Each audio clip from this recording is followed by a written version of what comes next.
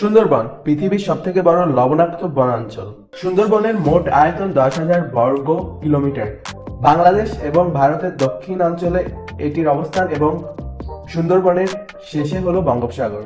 এই ট্রাভেল সিরিজে আমি খুলনা থেকে সুন্দরবন যাব এবং সুন্দরবনের দুবলার চর রাস মেলা দেখতে যাব, যেটি হিন্দু ধর্মাবলম্বীদের একটি মহা উৎসব।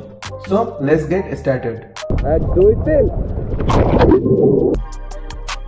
সমুদ্রের নোনা পানিতে ঘন্টা খানেকের মতো গোসল করে তারপর ডাঙায় উঠলাম এবং উঠে কাপড় চোপড় চেঞ্জ করে দুবলার চরে ঘুরতে বের হলাম।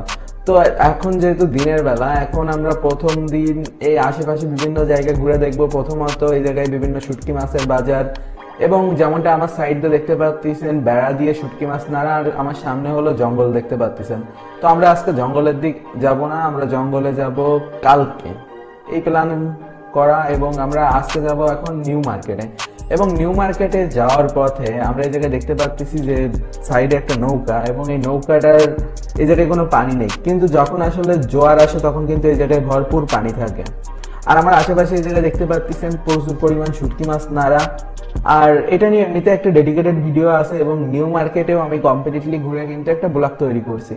সো এই ভিডিওটাই আমি দুবলার চরের এই শুটকি পল্লী এবং নিউ মার্কেট নিয়ে তত বেশি কিছু একটা বলবো না।